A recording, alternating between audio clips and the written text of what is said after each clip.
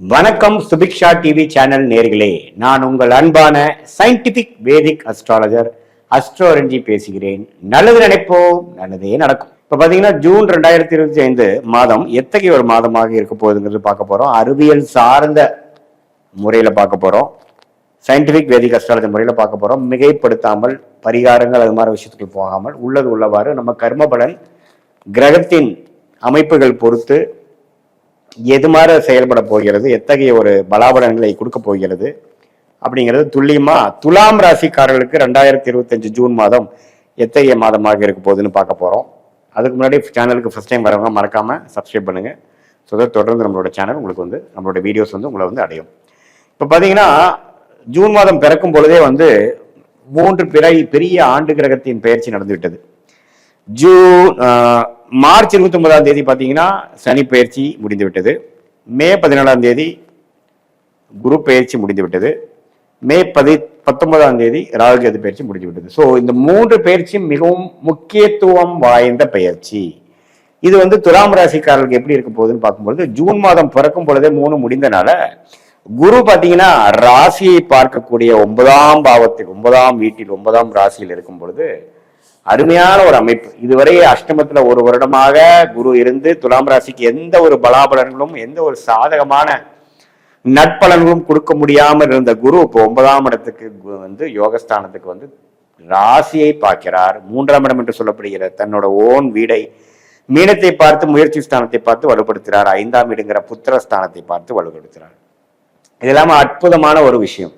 அதே மாதிரி சனி பார்த்தீங்கன்னா இதுவரை 5ஆம் இடத்துல இருந்த சனி 6ஆம் இடத்துக்கு போறது அருமை. கடன், நோய், எதிரி, வம்பு வழக்குகளை குறைக்கக்கூடிய ஒரு அமைப்பை கொடுக்குது. அதே சமயத்துல 5ஆம் இடத்துல ராகு இருந்து குரு பார்வை பெறுவது புத்திர விஷயம் பெனிஃபிட். நம்மளால குழந்தைகள் பேருக்காக எதிர்பார்க்கிறவங்க மற்ற விஷயங்கள் எதிர்பார்க்கறதுக்குள்ள ஒரு நல்ல ஒரு பேர் கிடைக்கக்கூடிய ஒரு அருமையான ஒரு பார்வை, அருமையான ஒரு அமைப்பு. ஸோ துலாம் ராசிக்காரர்களுக்கு ஆண்டு கிரகத்தின் அமைப்பு அருமையாக இருக்கிறது. இப்போ மாத கிரகத்தின் அமைப்பு எப்படி இருக்குன்னு பார்க்கும் பொழுது, ராசியோட அதிபதியாகிய சுக்கிரனே பாருங்க அருமையா இருக்காரு. ஏன்னா மாதத்தின் ஸ்டார்டிங்லேயே பாத்தீங்கன்னா மேஷத்திலே இருந்து 3 வாரமும் துலாம் ராசியவே பார்த்து கொண்டிருக்கிறார். அதுக்கப்புறம் பாத்தீங்கன்னா மாதத்தின் கடைசி நாட்கள் தான் ரிஷபத்துக்கு போறார். அதுவும் அவரோட ஓன் வீடு தான், தவறே இல்லை. ராசி அதிபதியின் சஞ்சாரமும் நன்றாக இருக்கிறது. ஆண்டு கிரகத்தின் அமைப்புகளும் அருமையாக இருக்கிறது துலாம் ராசிக்கு. அதே சமயத்துல செவ்வாய்ங்கிற கிரகம் 9ஆம் இடத்துல இந்த செவ்வாய் பார்த்தீங்கன்னா 10ஆம் இடத்துக்கு வருவதும் தவறு இல்லை. அதே சமயத்துல சூரியன் பார்த்தீங்கன்னா 3ஆவது வாரத்துல 7ஆம் இடத்துல இருந்த, அதாவது 8ஆம் இடத்துல இருந்த சூரியன் 9ஆம் இடத்துக்கு குருவோட சேர்றார், அருமை. அதே சமயத்துல புதன் என்று சொல்லப்படுகிற ராஜயோக அதிபதி, மிகவும் முக்கியமான கிரகமாகிய துலாம் ராசிக்கு புதன் ரிஷபம், மிதுனம், கடகம்னு அருமையான ஒரு பாவத்துல மாறுறது நல்ல ஒரு நட்பு வீட்டுல, ஆட்சி படம் பெற்ற வீடு. அது குறிப்பா மாதத்தின் 3ஆவது வாரம் 4ஆவது வாரத்துல மிதுனத்துல குருவோட சேர்ந்து சூரியனோட சேர்ந்து 9ஆம் பாவத்தோடுக்கே சேர்வது அருமை. ஸோ மாதத்தின் செகண்ட் ஹாஃப்ல அருமையான விஷயங்கள், நற்செய்திகள், நல்லா வரக்கூடிய நல்ல அமைப்புகள் வரக்கூடிய நல்ல முன்னேற்றங்கள் வரக்கூடிய அமைப்புகள் கண்டிப்பாக துலாம் ராசிக்காரர்களுக்கு உண்டு. ஸோ குழந்தைகளா இருந்தாலும் சரி, மாணவர்களா இருந்தாலும் சரி, நல்ல படிப்பு விஷயத்துல நல்ல உத்வேகம், நல்ல முன்னேற்றத்தை பார்க்கக்கூடிய ஒரு மாதமாக இருக்கிறது. உத்தியோகத்தர்கள் பார்த்தீங்கன்னா நல்ல டெக்னிக்கல் துறையில ஐடி, சாஃப்ட்வேர், அக்கௌண்ட்ஸ் அது மாதிரி லைன்ல இருக்கிறவங்களுக்கு நல்ல தேர்ச்சி பெறக்கூடிய, நல்ல டெவலப்மெண்ட் ஆகக்கூடிய, நல்ல முன்னேற்றம் பெறக்கூடிய அமைப்பு மாதத்தின் செகண்ட் ஹாஃப் கண்டிப்பா காட்டுது. அதே சமயத்துல குடும்பத்தினரும் பார்த்தீங்கன்னா ஆணா இருந்தா பெண், ஆணா இருந்தா மனைவி, பெண்ணா இருந்தா கணவன், அவங்களுக்குள்ள இருக்கக்கூடிய முச்சுவலா இருக்கக்கூடிய அந்த பரஸ்பர உறவுகள்ல மேன்மை பெறக்கூடிய அமைப்புகள் இருக்கு. குழந்தை பேருக்காக நம்ம வருடமா காத்திருக்கிறவங்களுக்கு டக்குன்னு ஒரு நல்ல அமைப்பு, நல்ல ஒரு நற்செய்தி கிடைக்கக்கூடிய அமைப்புகள் இருக்கு. காதல் திருமணங்கள் கைகூடக்கூடிய விஷயங்கள் உண்டு. இது மாதிரி பல விஷயங்கள் நல்ல அமைப்புகள் கொடுக்கக்கூடிய ஒரு பெரிய ஒரு லாங் டேர்ம் என்று சொல்லப்படுகிற ஒரு 10 மாதம், ஒரு வருட காலத்துக்கு ஆரம்ப கட்ட மாதமாக, ஸ்டார்டிங் ஸ்டேஜ் மாதமாக நம் துலாம் ராசிக்காரர்களுக்கு ஜூன் 2025 கட்டாயம் இருக்கிறதுங்கிறது நீங்க தெரிஞ்சுக்கணும். ஏன்னா புதன்கிற கிரகம், செவ்வாய், சுக்கிரன், சூரியன் எல்லாமே நல்ல ஒரு பயிற்சி, நல்ல ஒரு சஞ்சாரங்கள் பெற்றிருக்கிறது. ஆண்டு கிரகத்தின் அமைப்பும் பார்த்தீங்கன்னா ரொம்ப நல்லா இருக்கு.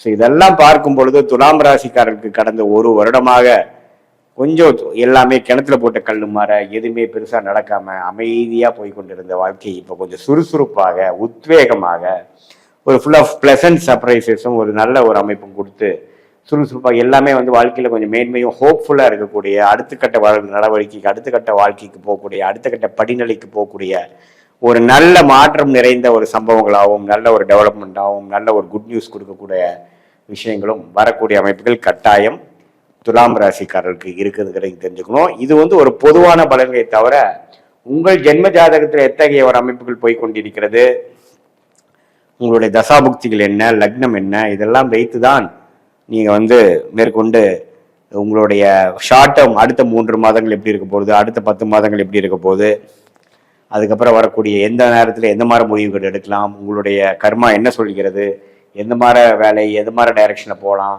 எந்த நேரத்தில் எது நடக்கும் அப்படிங்கிற மாதிரி துல்லியமான சில பலன்கள்லாம் நீங்கள் பார்க்கும்பொழுது தான் செய்ய முடியும். அதே சமயத்தில் இந்த கோச்சார் அமைப்பும் இந்த உங்களுடைய ஜென்ம ஜாதகத்தையும் ரெண்டையும் மிக்ஸ் பண்ணி பார்க்கும்போது ஒரு துல்லியமான பலன்கள் நம்ம எடுத்து சயின்டிபிக் வேதிக் அஸ்ட்ராலஜி முறையில் துல்லியமான பலன் எடுத்து நீங்கள் வாழ்க்கையில் வெற்றி பெற முடியுங்கிறத நீங்கள் தெரிஞ்சுக்கணும். இது பொதுவான பலன் தான் அப்படிங்கிறது நீங்கள் தெரிஞ்சுக்கணும். மீண்டும் மற்றொரு காணொலியில் நாம் சந்திப்போம். நன்றி, வணக்கம்.